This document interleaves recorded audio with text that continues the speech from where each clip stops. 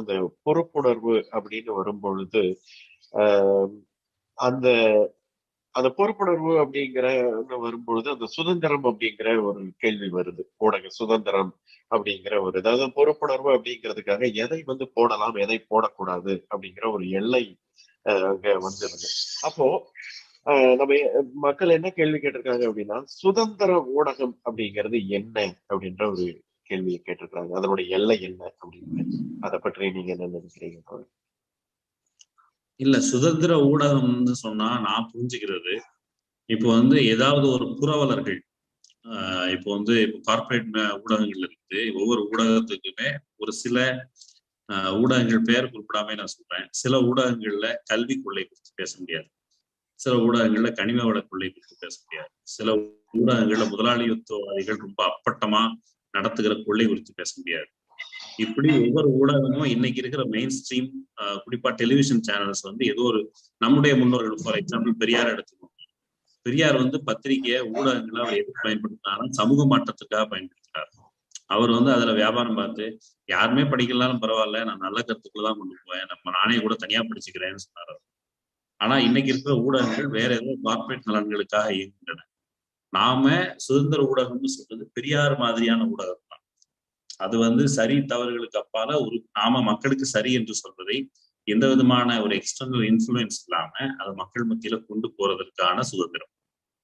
அதுல நம்ம அதுல கூடுதல் பொறுப்பு என்ன இருக்குன்னு கேட்டா, அது சமூக மத்தியில் சமூகங்களுக்கு இரு சமூகங்களுக்கு இடையே பதட்டத்தையோ இணக்கமின்மையோ உருவாக்கி விடாமல் பொதுவாக மக்களை ஒரு இணக்கமான ஒரு சமூக ரீதியை நோக்கி நகர்த்துவதற்கான வேலையை செய்வதுதான் சரியான சுதந்திர ஊடகமாக இருக்க முடியும்.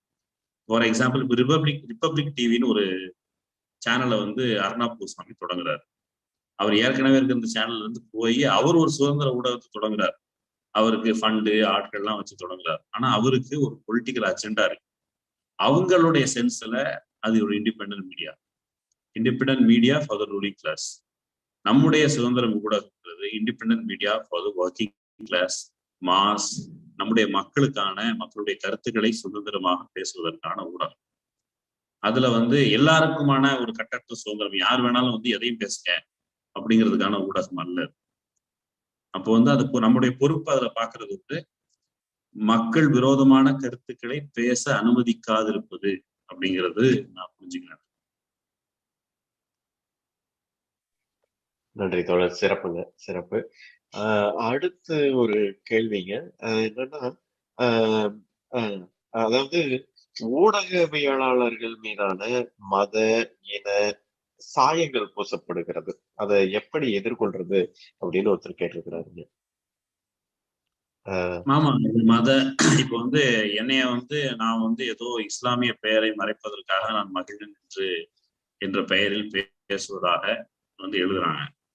இப்போ ஒருவேளை ஃபார் எக்ஸாம்பிள் எனக்கு நான் இஸ்லாத்தை பின்பற்றுகிற நபராக இருந்து நான் அதை ஒரு ப்ரொபகேட் பண்றது, நம்ம பெரியார் சொல்றோம் அந்த இடத்துல தமிழ்நாட்டுல ஃபார் எக்ஸாம்பிள் அசீஃப்க்கு நடந்தது ரொம்ப வெளிப்படையா சமூக வரலாற்றுல.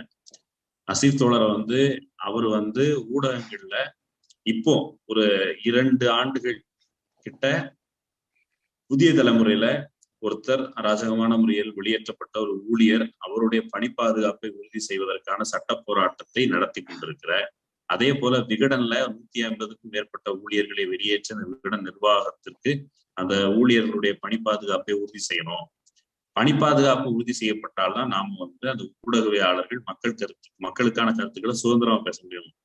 ஒருவேளை நீ இதை பேசினா வேலை கிழிச்சு அனுப்பிடுவேன்னு சொன்னா ஊடகவியாளர்கள் நம்மளுடைய அன்றாட வீட்டுல குழந்தை குட்டிக்கு சாப்பிடணும், வீட்டுக்கு சம்பளத்தை எடுத்து போகணும், கடன் கட்டணும் அப்படின்னா நெருக்கடிகள்ல அந்த உண்மையில் பேசாமல் தவிர்ப்பதற்கான வாய்ப்புகள் உண்டுங்கிற சூழல்ல அப்படி தொழிற்சங்கம் கட்டுவதற்கான வேலை செய்து கொண்டிருக்க தோழரை எந்த காரணமும் இல்லாம அசீஃப் அப்படிங்கிற பேரை வச்சுக்கிட்டே இவர் ஒரு டெரரிஸ்ட் அப்படி இப்படிலாம் முத்திரை குத்துற வேலையை செஞ்சாங்க. அதை எப்படி எதிர்கொள்வதுன்னு சொன்னா, நாங்க எப்படி எதிர்கொண்டோம்னு சொன்னா, நம்ம பெரியார் மண்ணுன்னு சொல்றோம். சிறுபான்மை மக்களுக்கு இது எப்போதும் பாதுகாப்பான மண் அப்படின்னு சொல்றோம். அப்படி ஒரு பாதுகாப்பான மண்ணில் அதை இப்படியான ஒரு நரேஷனை கவுண்டர் பண்றதுக்கு நாங்க நம்முடைய மக்களுக்கான ஒரு சுதந்திர ஊடகம் வேணும், நம்ம மண்ணிலே அதை நம்ம கட்டுவோம் அப்படின்னு சொல்லி செஞ்சிருக்கோம். மக்களாக கூடி நின்றுதான் எதிர்கொள்ளணும். தமிழ்நாட்டுல இப்படியான ஒரு மதவாத முத்திரை, சாதிய முத்திரை, அதை காமிச்சு ரொம்ப நாளா ஏமாத்திடலாம் அப்படின்னு கருதுறாங்க. நாம் அதை ஓப்பனாவே ரொம்ப துணிச்சலோட எதிர்கொண்டு தான் ஆக வேண்டும்.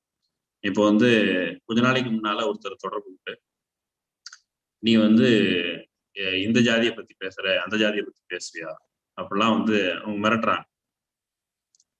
அப்ப நான் கேட்டது, எந்த ஜாதியை பத்தி பேசுவேன் எனக்கு என்ன? ஏன்னா நம்ம வந்திருக்கிற அந்த பாரம்பரியம்ங்கிறது அடிப்படையில நான் திராவிட இயக்கத்துக்கு தான் வர்றேன். எனக்கு எந்த சாதியை குறித்தும் அது பெரியாருடைய பாணியில சொன்னா அவரு அந்த சாதி சங்க மேடைகள்ல போய் அந்த சாதிகள் நம்பிக்கொண்டிருக்கிற மூட வழக்கங்களை நேரடியாவே கண்டித்து வருது.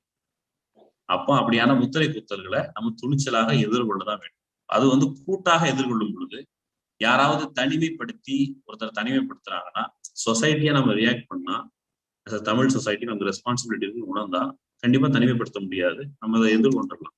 இதுவரைக்கும் எதிர்கொண்டிருக்கிறோம், இதுக்கு மேலேயும் எதிர்கொள்ளணும். அருமை அருமை, சிறப்பு தோழர். ஒன்றுபட்டால் அதை சாதிச்சிடலாம் அப்படின்னு சொல்லியிருக்கிறீங்க. அருமைங்க. இதே இதுல இன்னொரு கேள்வி என்னன்னாங்க, அதாவது ஊடகங்கள்ல இளைஞர்களுக்கு எந்த அளவிற்கு வாய்ப்புகள் இருக்குது அப்படின்னு ஒருத்தர் கேட்டிருக்கிறாரு. அதை பற்றி நீங்க என்ன நினைக்கிறீங்க? ஊடகங்கள்ல இப்ப ஆக்சுவலி இப்போ ஊடகங்கள் எப்படி ஆர்மிக்கு நாட்டை காப்பாத்துறதுக்கு பெரும்பான்மை ராணுவ வீரர்கள் போறதில்லை. வயிற்றை காப்பாத்துறதுக்கு, குடும்பத்தை காப்பாற்ற தான் போறாங்க, வேலை வாய்ப்பை தேடி. ஊடகங்களும் அப்படியான ஒரு இடமாகத்தான் இருக்குது. வேலை வாய்ப்பு தேடி போகிற இடம். அங்க போகும்போது அந்த வேலைக்கு உண்மையா இருக்கணுங்கிற வகையில பல்வேறு செக்ஷன்ல இருந்து வர்றாங்க. வெளியில பொதுவாக நிலவுகிற ஒரு வேலையின்மை அது ஊடகங்கள்லயும் இருக்குது. ஊடக நிறுவனங்கள் அங்க வர்றவங்கள வரவழைக்கிற முறையில இல்லை. ஆனா நான் புரிஞ்சுக்கிட்ட வரைக்கும் இப்ப என்னோட எக்ஸாம்பிள் சொன்னா, நான் அந்த ஊடகவியல் துறை சார்ந்து எதையும் படிச்சதில்லை. நான் படிச்சது 12வது. ஆனா பொதுவா சமூகம் சார்ந்து, அரசியல் சார்ந்து வாசித்து என்னை நானே எக்யூப் பண்ணிக்கிறதுக்கான முயற்சியில நானும் ஊடகத்துல இருக்கிற என்னோட பொசிஷனை தக்க வச்சுக்கிறேன். நான் புதிய தலைமுறையில இருந்த போதும் சரி, அல்லது நியூஸ் 7ல இருந்த போதும் சரி, அரண்சையில இருக்கும் போதும் சரி, அல்லது சினிமாவுக்கு போகும்போதும் சரி, நாம செலுத்துகிற உழைப்பு நம்மளுடைய பொசிஷனை இன்டாக்டா காப்பாற்றுறதுக்கான ஒரு வேலையும் செய்யும். அந்த வகையில ஊடகத்துல வாய்ப்பு இருக்கான்னு கேட்டா, நமக்கு வாய்ப்பு இருக்கணுமாங்கிற கேள்வி ஃபர்ஸ்ட். வாய்ப்பு இருக்கணும்னா நாம அதற்கு நம்மளை நாமே தயார்படுத்திக்கிட்டு, நாமே ஒரு செல்ஃபா ஊடகம் தான். ஒருவேளை ஒரு மெயின் ஸ்ட்ரீம் கார்பரேட் ஊடகத்துல வேலை பார்க்கணும், அதுக்குரிய நம்முடைய தயாரிப்பு வேலைகளை செய்யும். செஞ்சா கண்டிப்பா வாய்ப்புகள் இருக்குது. ஆனா அதுல மீடியா அஸ் அ ஒரு ஒரு பணி என்கிற முறையில் வெளியில இருக்கிறத விட கூடுதலா கண்டிப்பா அழுத்தம் நிறைந்தது, கூடுதல் பொறுப்போட நிறைந்தது. நீங்க எப்படி போலீஸ்க்கு எப்படியோ இந்த நாளைக்கு லீவ் கிடைக்கும், சில காவல்துறையினர் அன்னைக்கு இந்த ஜெய்பீம் படத்தினுடைய வில்லனா நடிச்ச, எஸ்ஐயா நடிச்ச அவர் பேசும்பொழுது சொன்னார், அவர் ஒரு 12 வருஷம் கிட்ட காவல்துறையில இருக்கிறாரு. ஏற்கனவே பிற காவல்துறை நண்பர்கள் சொன்னாங்க, கல்யாணத்துக்கு கூட கல்யாணத்தை அன்னைக்குதான் காலைல போனாலே அது லக்கு அப்படிங்கிற அளவுலதான் பெரும்பாலும் காவல்துறை ஊடகங்களுக்கு பொருந்தும். ஊடகவியலாளர்களுக்கு பெரும்பாலும் லீவே கிடைக்காது. மாடு மாதிரி வேலை பார்க்கணும். வெளியில நம்ம ஆட்கள் நிறைய திட்டுவாங்க, இவங்க அந்த பேஸ் இந்த பேஸ் இப்படி பண்றாங்க அப்படி பண்றாங்க, நிறைய நெருக்கடிகள் உண்டு. அவங்க போலீஸ்காரங்க மாதிரி தான் வேலை பார்க்குறாங்க. சோ அதுக்கு தயாரா இருக்கு. ஆசை மிக சிறப்பாக தொடர். இதே ரீதியில இன்னொரு கேள்வி வந்திருக்கீங்க. என்னன்னா, இப்ப பெண்களுக்கு அந்த அளவு சுதந்திரம் இல்லாத ஒரு ஊடகங்கள்ல, ஊடக சூழல்ல பெண்களின் பங்கு எவ்வாறு இருக்கிறது, குறிப்பா சமூக ஊடகங்கள்ல பெண்களின் பங்கு எவ்வாறு இருக்கிறது அப்படின்னு கேட்டிருக்காங்க. சமூக வலைதளங்கள்ல பெண்கள் பரவலா எழுததான் செய்யறாங்க, அதுல எந்த குறையும் இல்லை. ஆனா மெயின் ஸ்ட்ரீம் ஊடகங்கள், சமூக ஊடகங்கள் அப்படின்னு எந்த ஊடகமா இருந்தாலும் முதல்ல வெளியில ஒரு ஸ்டீரியோ டைப் இருக்குது, அதை நம்ம உடைக்கணும். அது ஆணா இருந்தாலும் பெண்ணா இருந்தாலும் கேமராவுக்கு இப்படி இருக்கணும், இந்த ஃபேஸோட இருக்கணும், இந்தந்த கிரைட்டீரியாவோட இருக்கணும், இப்படியான விதிகள்லாம் ஏற்கனவே விதிக்கப்பட்டிருக்கு, அது தவிர்க்கப்படும். ஃபார் எக்ஸாம்பிள் இந்த அழகு விதியெல்லாம் கலைஞர் இதையும் கூட ஆக்சுவலி இந்த முறை அவர் வேகமா ஸ்டாலின் செய்வாரான்னு நான் எதிர்பார்த்திருக்கேன். அந்த 100 பட்டியல் வகுப்பை சார்ந்த பெண்கள் அவங்கள தேர்ந்தெடுத்து விமான பணிப்பெண்களுக்கான பயிற்சி வழங்கப்பட்டு அதுக்கு பிறகு அவங்களுக்கு உரிய முறையில வேலை கிடைக்கலன்ற ஒரு இஷ்யூ அது என்ன சால்வ் ஆகலன்னு பார்த்தேன். அதே தான் இங்கேயும் இன்னென்ன அழகு விதி. நம்முடைய திராவிடம் அதெல்லாம் பேசுறோம். நம்ம ஊர் பெண்கள் பெரும்பாலும் கருப்பா இருக்கிறவங்களுக்கு பெரும்பாலும் வேலையை விட்டுறாங்க. அவங்க பெரும்பாலும் ஸ்கிரீன்ல வர்றது அப்படிங்கிறது ஒப்பீட்டு அளவில் குறைவு. அந்த தேர்வு முறை வந்து நம்முடைய ஊடகங்கள்னு சொல்ற இந்த விதிகள்லாம் இல்லாம கருப்பா இருக்காங்க சிவப்பா இருக்காங்க அல்ல, அவங்களுக்கு வந்து எவ்வளவு அறிவு இருக்குது, என்ன பேசுறாங்க, எந்த அளவுக்கு சமூகம் பற்றிய புரிதல் இருக்குங்கிற விதிகளை மட்டுமே வைத்துக்கொண்டு அவங்க பங்கேற்பு அதிகரிக்கும். ஆனா ஒப்பீட்டளவில் வெளியில எந்த அளவுக்கு பெண்களுடைய பங்கேற்பு இருக்குதோ அதை விட ஒப்பீட்டளவில் மீடியால குறைவாகத்தான் இருக்கு. அது அதிகரிக்கணும். அது கான்சியஸான எஃபோர்ட் போடணும். எல்லா இடத்துலயும் சொல்றதுதான், நம்ம வந்து இவங்க சொன்னா இடஒதுக்கீடுலாம் கூடாதுன்னு சொல்லுவாங்க. எல்லா இடத்துலயும் ஊடகங்கள்ல சாதிவாரி இடஒதுக்கீடோ பாலின ரீதியான இடஒதுக்கீடோ அதை வந்து கம்பெனிஸ் ஃபாலோ பண்ண வைக்கிறதுக்கான ஒரு நிபந்தனைகள் வந்தா இந்த பங்கேற்பு அதிகரிக்க முடியும். அதர்வைஸ் அவங்களுடைய சொந்த விருப்பம் அப்படின்னு இருக்கிற வரைக்கும் இந்த பங்கேற்பு வந்து ஆஸ் இட் இஸ் இடஒதுக்கீடு இல்லாத இடம் எப்படி இருக்குமோ அப்படிதான் மீடியாவும்